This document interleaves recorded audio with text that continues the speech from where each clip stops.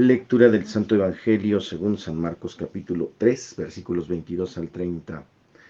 En aquel tiempo los escribas que habían venido de Jerusalén decían acerca de Jesús: Este hombre está poseído por Satanás, príncipe de los demonios, y por eso los echa fuera. Jesús llamó entonces a los escribas y les dijo en parábolas: ¿Cómo puede Satanás expulsar a Satanás? Porque si un reino está dividido en bandos opuestos no puede subsistir. Una familia dividida tampoco puede subsistir.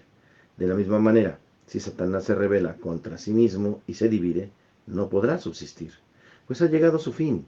Nadie puede entrar en la casa de un hombre fuerte y llevarse sus cosas si primero no lo ata. Solo así podrá saquear la casa. Yo les aseguro que a los hombres se les perdonarán todos sus pecados y todas sus blasfemias, pero el que blasfeme contra el Espíritu Santo nunca tendrá perdón. Será reo de un pecado eterno. Jesús dijo esto porque lo acusaban de estar poseído por un espíritu inmundo. Palabra del Señor. Ante el desconocimiento de la presencia de Cristo en este Evangelio, el hombre totalmente desorientado puede llegar a llamar a Cristo de cualquier cosa. Y esto es algo impresionantemente grave, ¿no? Llegaron a llamar a Jesús Satanás.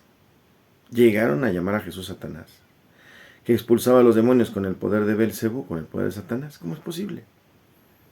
Si es precisamente nuestro Dios en la tierra, pisando la tierra, viene a salvarnos, a solidarizarse con nosotros, a entregarnos la salvación en la entrega de su cuerpo y su sangre, y no saben quién es.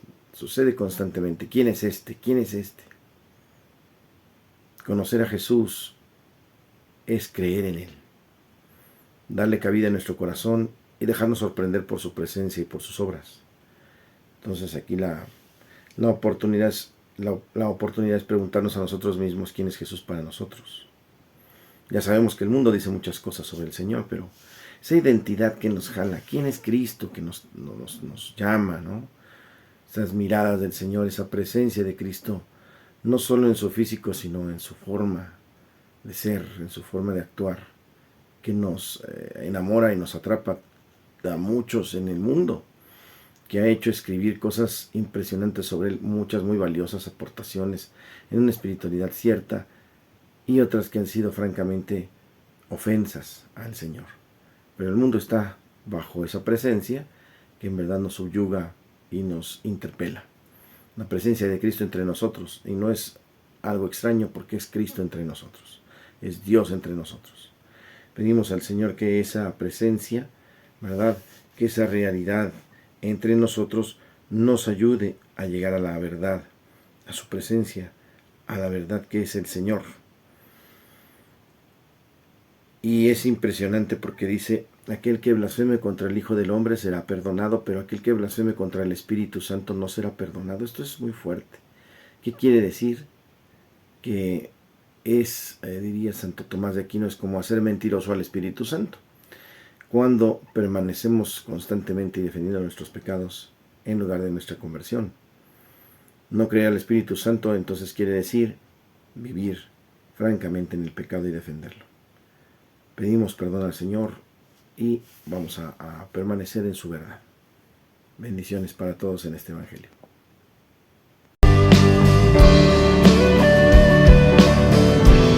En el tema de hoy, lugar para orar. Tú, en cambio, cuando vayas a orar, entra en tu aposento y después de cerrar la puerta, ora a tu Padre que está allí en lo secreto, y tu Padre que ve lo secreto te recompensará. El lugar de la oración no es donde nos ven los hombres, donde buscamos recompensa en la aprobación de los demás. Pensamos fácilmente que este peligro ya no nos amenaza hoy en día, pues el valor de la oración no se cotiza en la bolsa.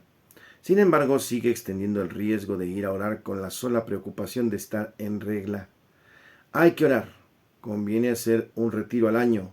La necesidad de estar en paz frente a una prescripción un poco vaga y culpabilizante de un encuentro, de una exposición aventurada a la presencia de aquel que está ahí, nos libra de todo encuentro. Así como el hermano mayor del pródigo, que se apoyaba en la observación exacta de los mandamientos para evitar sutilmente la presencia interrogante de su padre. El cumplimiento del deber de orar se vuelve entonces una coartada, En lugar de ponerme ahí ante el Señor, me mantengo en otra parte ocupado en observar el precepto. Vivir bajo la ley es desde Adán una manera de esconderse entre los árboles del jardín. Entonces, ¿cómo encontrar el lugar del encuentro? Un encuentro no es un verdadero encuentro, sino en la medida en que las dos personas son verdaderas. Si Jesús me invita a entrar por encontrar al Padre en mi habitación más retirada, es porque ahí en el lugar donde estoy yo mismo, pues hay en cada uno de nosotros una multitud de personajes sociales, de papeles que desempeñamos ante los demás, de máscaras con las que nos protegemos, a fin de hacernos ver a los hombres. Quizá ya no tengamos conciencia de ello. Detrás de estas actitudes convencionales reside nuestra verdadera personalidad, la que quizá nos cuesta tanto trabajo aceptar, con sus límites y sus miserias, y que sin embargo el Señor conoce, acepta y ama. De ahí viene con frecuencia nuestra confusión en la oración. Hemos perdido la conciencia de nuestro verdadero ser. Estamos distraídos, es decir, sacados de nosotros mismos, por los múltiples deseos que nos dividen. Estamos preocupados, inmersos primeramente en las preocupaciones de la mañana.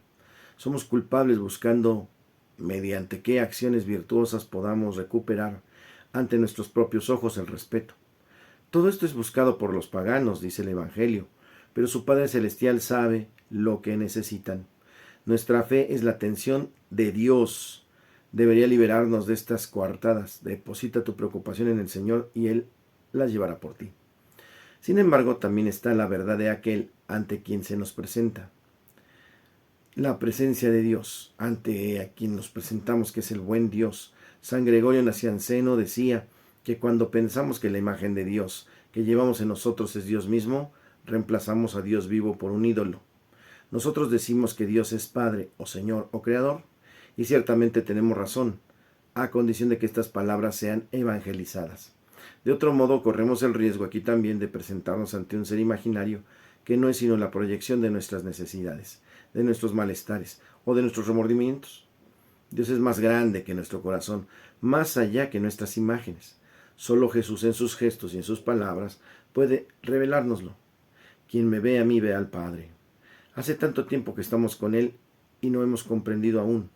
El verdadero lugar de la oración es presentarse con Cristo. Si permanecen en mí y mis palabras permanecen en ustedes, pidan lo que quieran y lo conseguirán. Juan 15:7. Entonces este lugar espiritual supone un inicio de fe, de paciencia y de verdad. El descubrimiento de un lugar físico apropiado es secundario, pero llega la hora, ya estamos en ella, en que los adoradores verdaderos adorarán al Padre en espíritu y en verdad.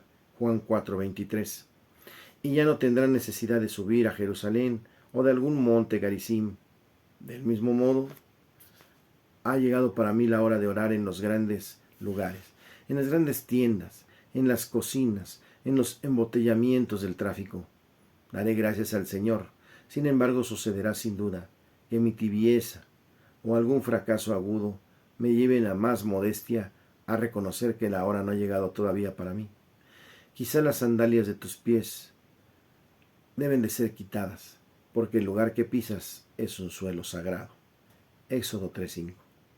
Tenemos que encontrar nuestro pequeño suelo sagrado, rincón de la recámara, tapiz de oración, capilla donde dejaremos en la puerta los grandes cascos de nuestras apariencias y de nuestras pretensiones, y podremos vivir diariamente la ruptura necesaria.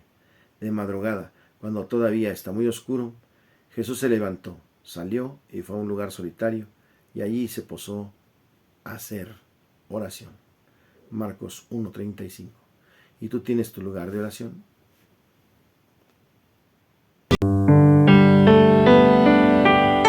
En Santos y Conversos hoy celebramos a Santa Emerenciana Mártir.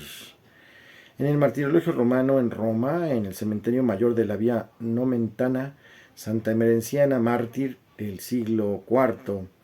Emerenciana significa la que será recompensada, es de origen latino. Según el martirologio romano y la lección del brevario de este día, Santa Emerenciana era hermana de Santa Inés. Eran pues de la misma edad aproximadamente, pero Emerenciana era catecúmena, es decir, cristiana conversa que aún no ha recibido el bautismo.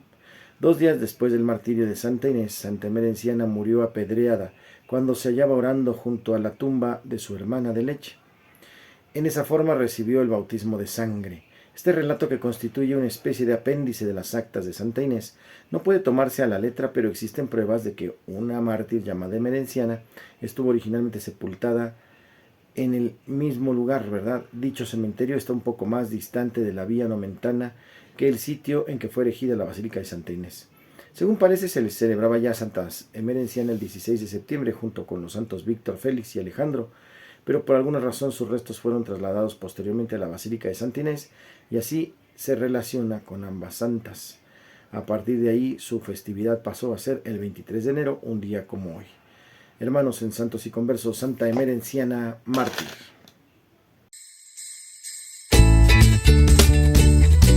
En la rola del alma, oremos y cantemos. Vamos con Raúl Álvarez. Adelante. La salvación.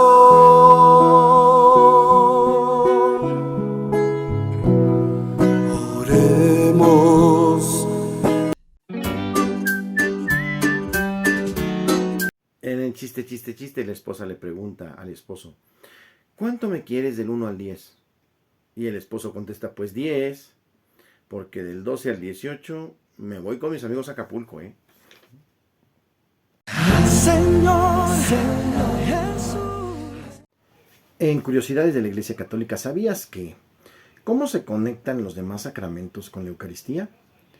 Para que un hombre sea maduro y efectivo en una sociedad, tiene que pasar por varias etapas desde que es engendrado. El tiempo de la gestación, del nacimiento y luego del crecimiento físico y mental. Igualmente, para que un cristiano sea efectivo y maduro en la comunidad, por la Eucaristía, antes debe pasar por un proceso gradual de crecimiento y maduración. Este proceso lo llamaban los antiguos como la iniciación cristiana. Después del primer anuncio de Cristo, Salvador, Evangelio, y de una primera respuesta fundamental, venía el periodo amplio y delicado del catecumenado, o sea, alrededor de 3 años, según San Hipólito, en el que, acompañado por la comunidad del catecúmeno, iba creciendo en la fe, identificación con Cristo, profeta, y la palabra de Dios que nos va iluminando; en la liturgia, identificación con Cristo, sacerdote, glorificador del Padre y salvador del hombre por su sacrificio; y en la caridad, que es identificación con Cristo Rey, organizador de su comunidad y construyendo el reino de los cielos entregado a ella. ¿Cómo la ven? En curiosidades.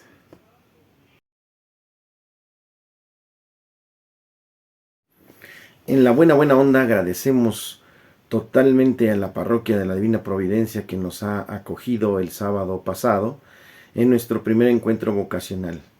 Gracias por los hermanos en su proceso de discernimiento para ingresar al seminario que están acudiendo. Gracias a esta hermosa comunidad y todos los chicos que nos recibieron, un gran grupo de jóvenes con el interés de saber de los temas vocacionales. Gracias al Padre Toa que nos ha recibido, gracias al Padre Blasi por su tema maravilloso, gracias a todos los que estuvieron ahí atentos, por el Padre Cheche que nos fue a visitar también para saludarnos, por el equipo de pastoral juvenil. Unidos todos como hermanos, oremos por las vocaciones siempre. El Señor les guarde, les protege, les bendiga, haga resplandecer su rostro sobre ustedes y les conceda la paz. Que les bendiga el Padre, el Hijo y el Espíritu Santo y les acompañe siempre. Yo soy el Padre Jorge Arturo, gracias por estar conmigo en Espíritu Canal desde Santa Lucía. Un abrazo y bendiciones. Vamos a concluir este mes.